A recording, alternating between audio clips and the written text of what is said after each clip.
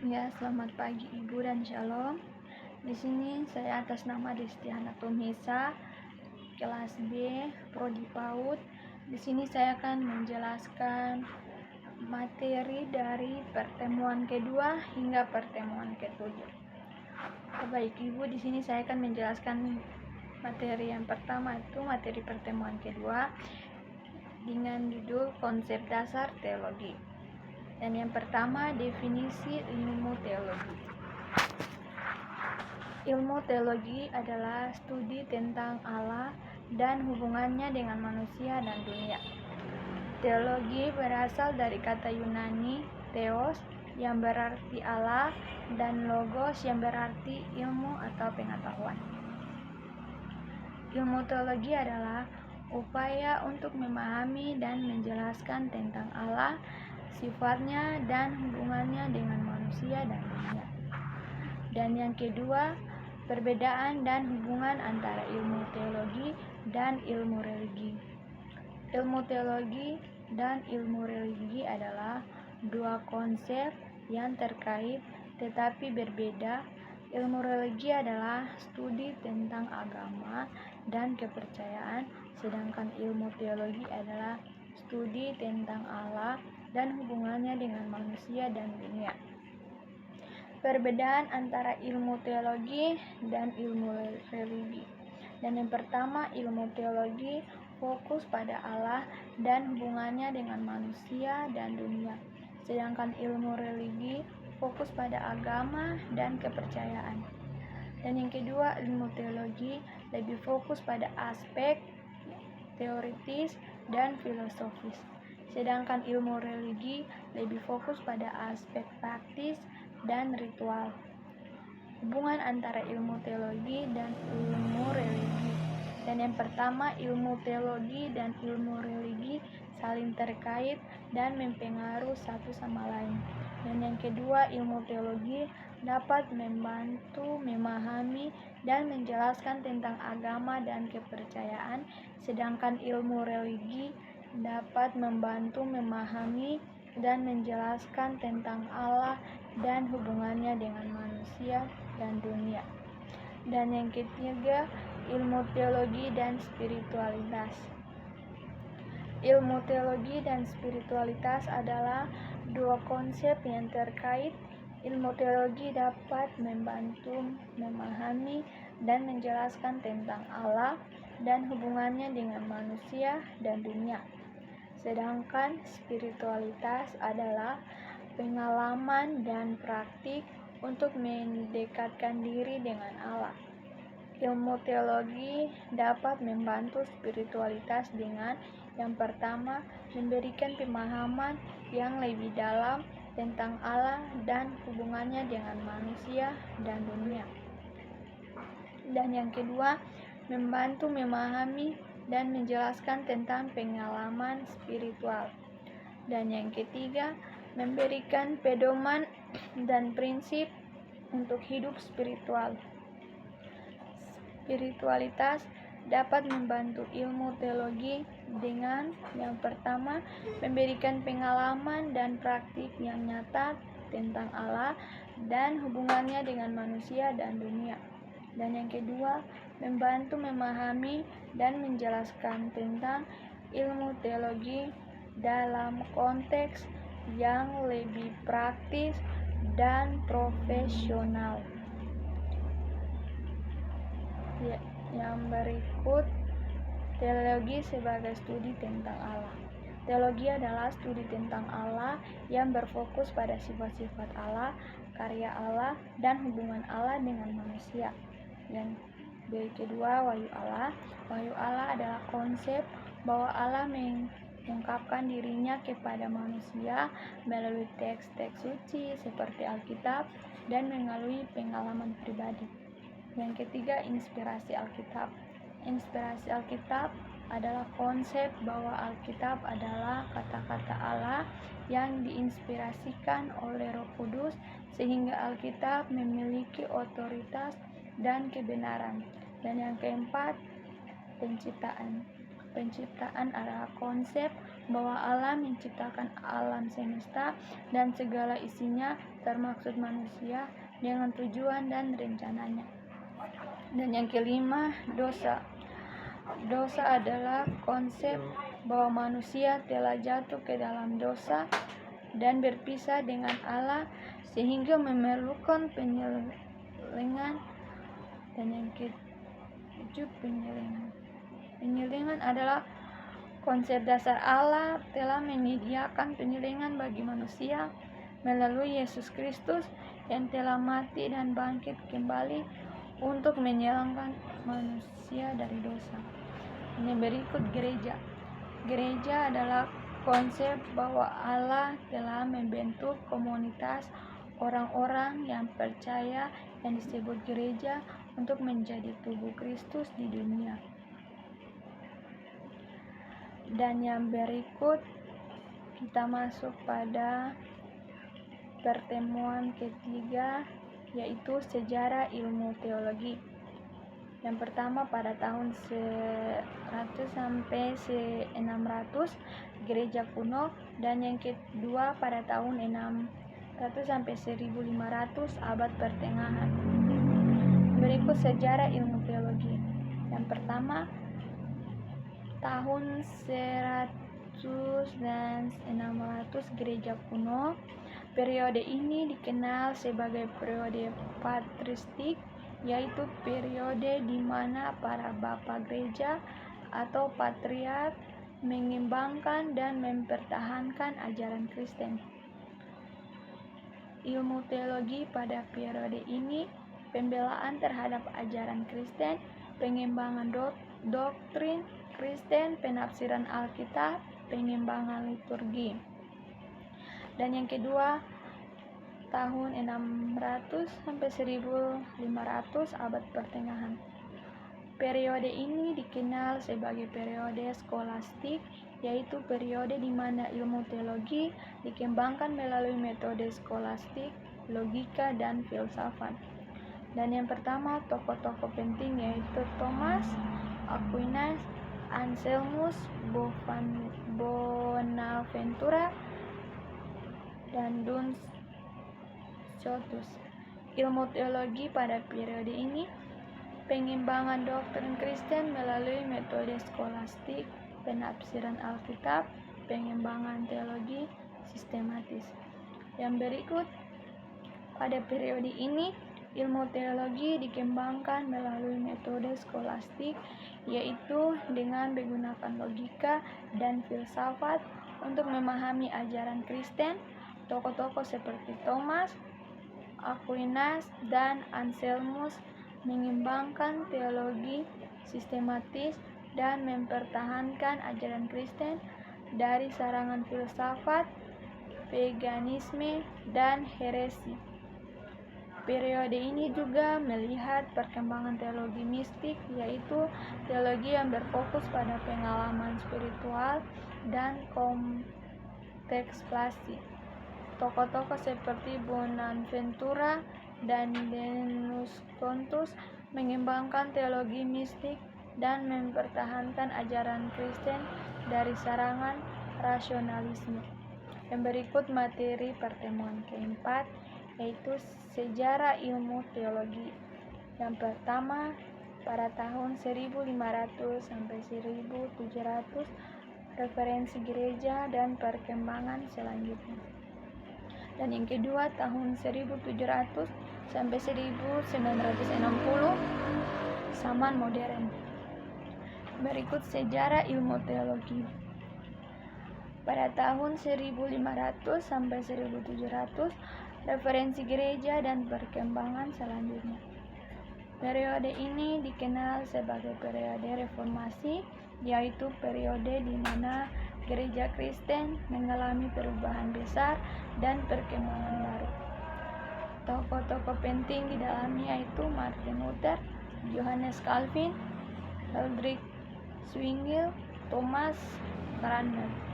Ilmu teologi pada periode ini pembelaan terhadap ajaran Kristen, pengembangan doktrin Kristen, penafsiran Alkitab, pengembangan liturgi. Pada periode ini, gereja Kristen mengalami perubahan besar dengan munculnya gerakan reformasi yang dipimpin oleh Martin Luther, Johannes Calvin, dan Huldrych Zwingli. Mereka mempertanyakan beberapa doktrin dan praktik gereja Katolik Roma dan mengembangkan ajaran Kristen yang baru. Dan yang kedua, tahun 1700 sampai 1960 zaman modern. Periode ini dikenal sebagai periode modern, yaitu periode di mana ilmu teologi dikembangkan melalui metode ilmiah dan rasional.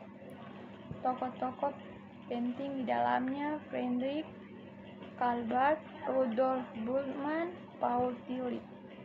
Ilmu teologi pada periode ini pengembangan teologi liberal, penafsiran Alkitab, pengembangan teologi dialektis.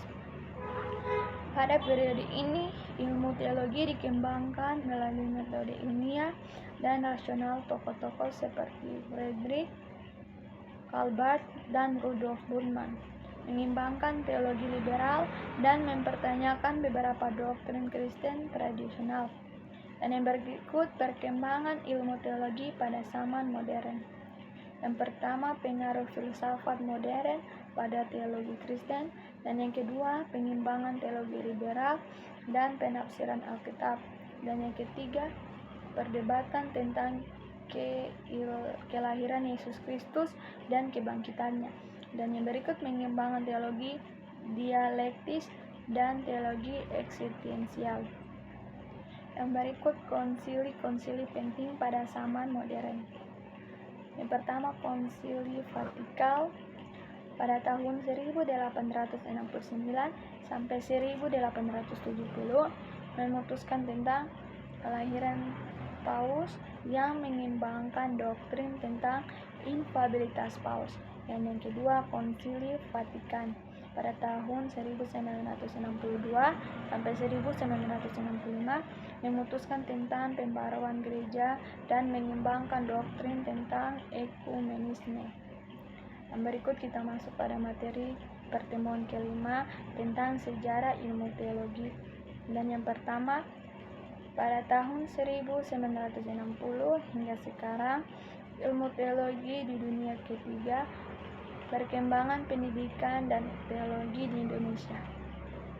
Sejarah ilmu teologi di Indonesia dari tahun 1960 hingga sekarang telah mengalami perkembangan yang signifikan. Pada periode ini, ilmu teologi di Indonesia mulai berkembang dan menjadi lebih kontekstual.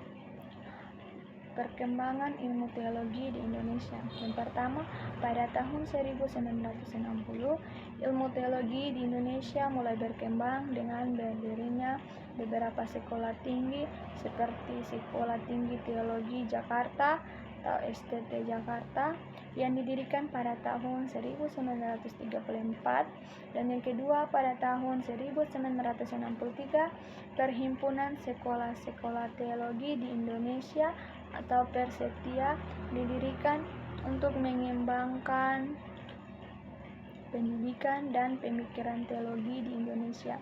Dan yang ketiga, pada tahun 1970 ilmu teologi di Indonesia mulai berkembang dengan lebih fokus pada konteks lokal dan kebutuhan masyarakat Indonesia. Dan yang berikut, pada tahun 1980, ilmu teologi di Indonesia mulai berkembang dengan lebih fokus pada teologi kontekstual dan teologi pembebasan. Dan yang berikut, perkembangan pendidikan teologi di Indonesia. Pada tahun 1960, pendidikan teologi di Indonesia mulai berkembang dengan berdirinya beberapa sekolah teologi.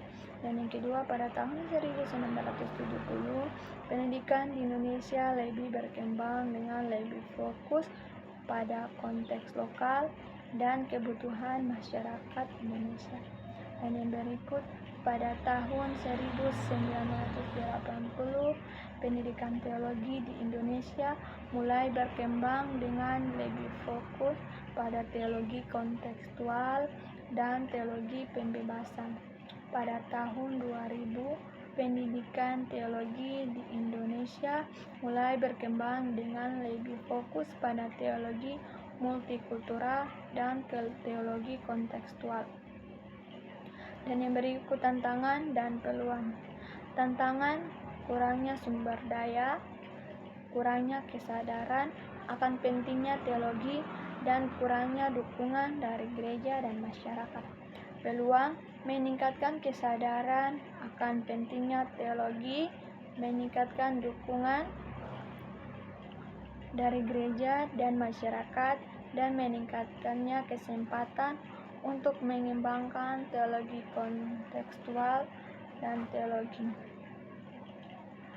Dan yang berikut, sejarah ilmu teologi di Indonesia khususnya dari tahun 1960 hingga sekarang sangat dipengaruhi oleh perkembangan teologi di dunia ketiga, termasuk Amerika Latin, Afrika, dan Asia di Indonesia.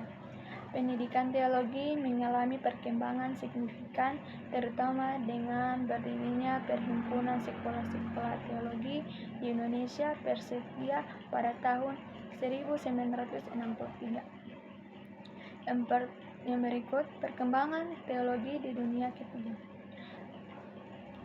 Teologi feminis dan teologi hitam mulai berkembang di Amerika Latin, Afrika, dan Asia, fokus pada konteks lokal dan kebutuhan masyarakat setempat. Pendidikan teologi di Indonesia. Pada tahun 1960, pendidikan teologi formal mulai berkembang dengan berdirinya sekolah-sekolah teologi, dan pada tahun 1970 konsultasi kurikulum di Sukabumi menetapkan kurikulum standar minimal untuk pendidikan teologi. Dan pada tahun 1980, pendidikan teologi mulai menggunakan pendekatan kontekstual dan holistik. Dan pada tahun 2000, pendidikan teologi di Indonesia terus berkembang dengan adanya teknologi digital dan globalisasi.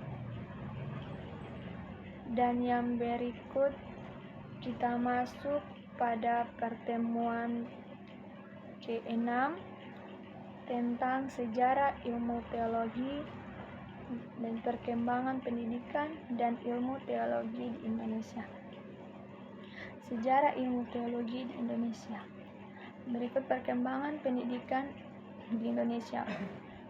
Pada tahun 1831, pemerintah kolonial Belanda mendirikan sekolah teologi di Bogor, Jawa Barat, yang kemudian dipindahkan ke Jakarta pada tahun 1934 dan menjadi Sekolah Tinggi Teologi Jakarta, STT Jakarta.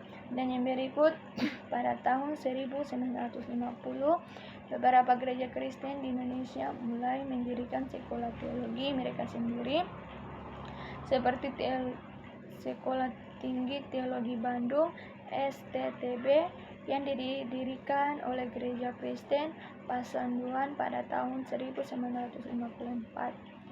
Dan yang berikut, pada tahun 1960, Perhimpunan Sekolah-Sekolah Teologi di Indonesia Persetia didirikan untuk mengembangkan pendidikan dan pemikiran teologi di Indonesia. Yang berikut, pada tahun 1970, beberapa universitas Kristen di Indonesia mulai mendirikan fakultas teologi, seperti Fakultas Teologi Universitas Kristen Indonesia (UKI) yang didirikan pada tahun 1972, dan pada tahun 1980 beberapa sekolah teologi di Indonesia mulai mengembangkan program studi teologi kontekstual dan teologi pembebasan. Pada tahun 2000, beberapa universitas Kristen di Indonesia mulai mengembangkan program studi teologi multikultural dan teologi kontekstual. Perkembangan ilmu teologi di Indonesia. Pada tahun 1960, ilmu teologi di Indonesia mulai berkembang dengan lebih fokus pada konteks lokal dan kebutuhan masyarakat Indonesia. Pada tahun 1970, ilmu teologi di Indonesia mulai berkembang dengan lebih fokus pada teologi kontekstual dan teologi pembebasan. Pada tahun 1980, ilmu teologi di Indonesia mulai berkembang dengan lebih fokus pada teologi multikultural dan teologi kontekstual. Pada tahun 2000, ilmu teologi di Indonesia mulai berkembang dengan lebih fokus pada teologi kontekstual dan teologi multikultural. Yang berikut tokoh-tokoh penting dalam sejarah ilmu teologi di Indonesia. Yang pertama, Dr. T.W. Simatupang, seorang teolog dan pendidik teologi yang berperan penting dalam perkembangan pendidikan teologi di Indonesia. Yang kedua, Dr. K. Darmaputra, seorang teolog dan pendidik teologi yang berperan penting dalam pengembangan teologi kontekstual di Indonesia. Yang berikut konsili-konsili penting dalam sejarah ilmu teologi di Indonesia. Yang pertama, Konsili Gereja-Gereja di Indonesia KGI pada tahun 1950. Konsili yang membahas tentang kesatuan gereja-gereja di Indonesia. Dan yang kedua, Konsili Teologi Indonesia KTI pada tahun 1971. Konsili yang membahas tentang teologi kontekstual dan pembebasan. Dan yang ketiga, Konsili Teologi Asia KTA pada tahun 1990.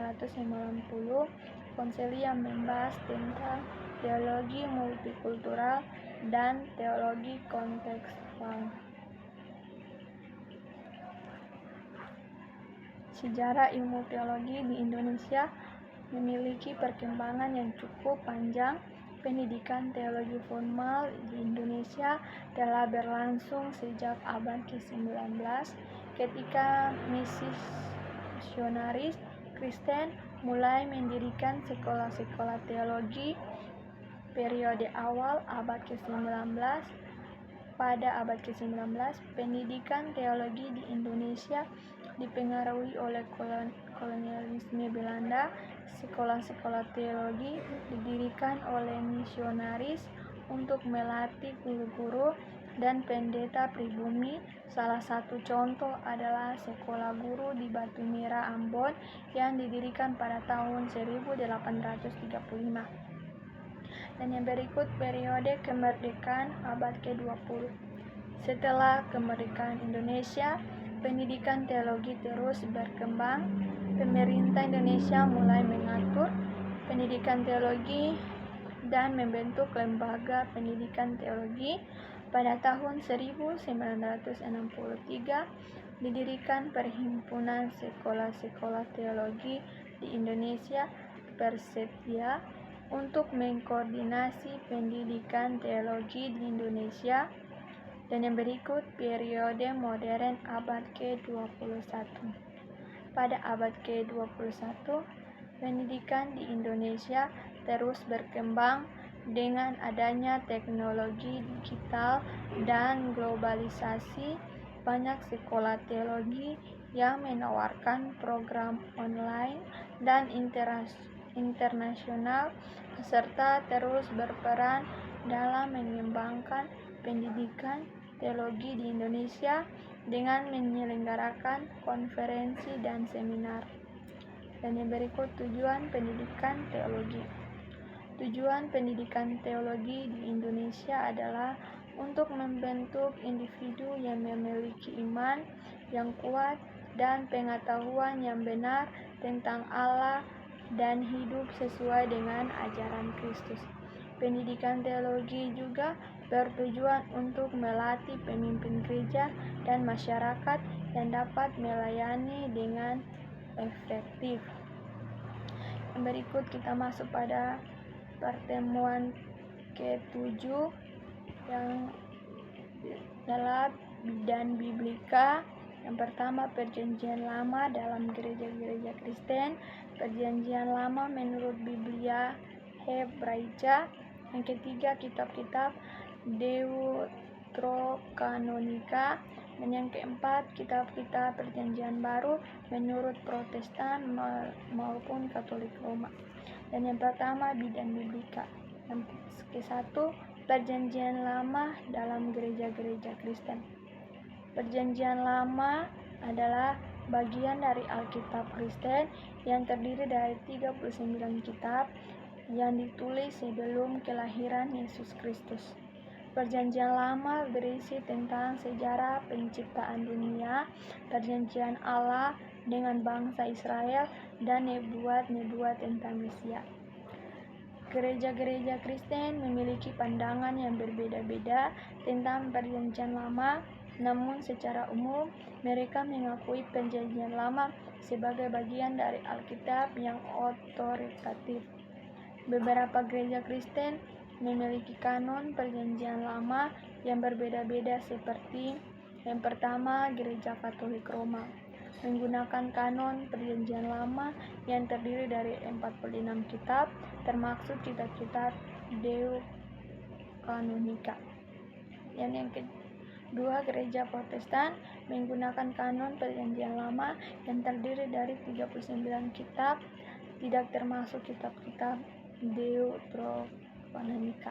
Dan yang ketiga, Gereja Ortodoks Timur menggunakan kanon Perjanjian Lama yang terdiri dari 39 kitab, namun dengan beberapa perbedaan dalam penomoran dan susunan kitab-kitab.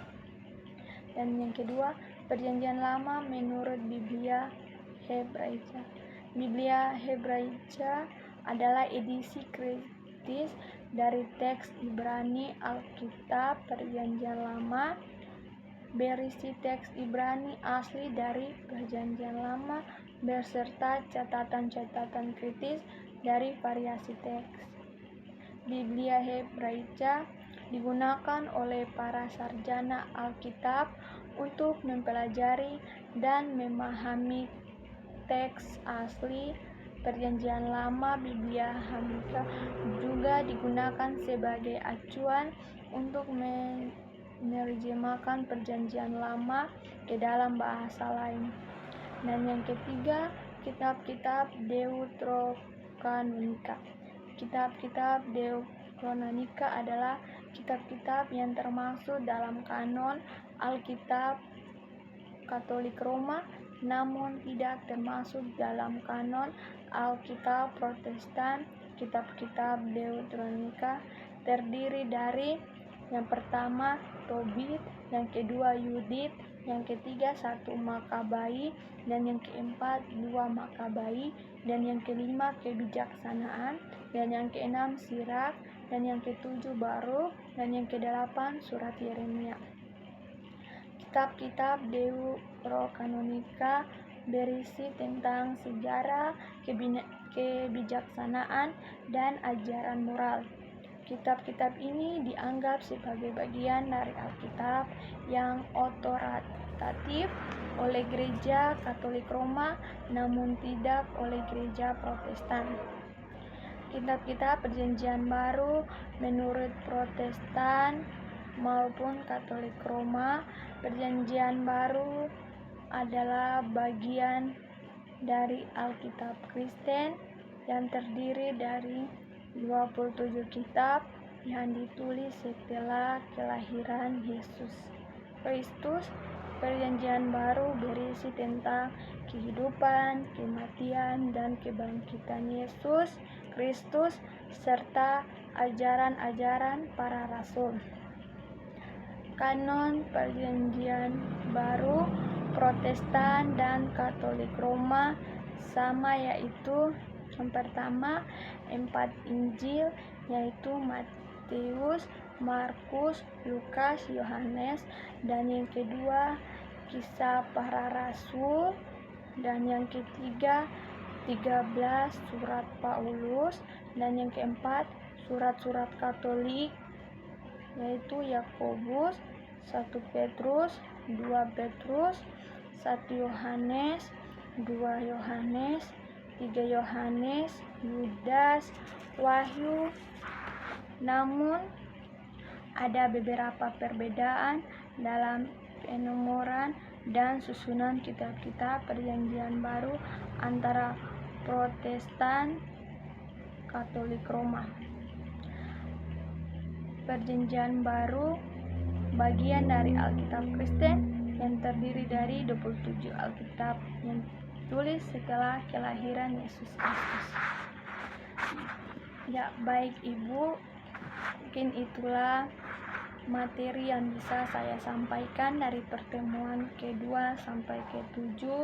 Kalau ada salah maupun kata-kata saya kurang tepat dalam materi ini, saya mohon maaf.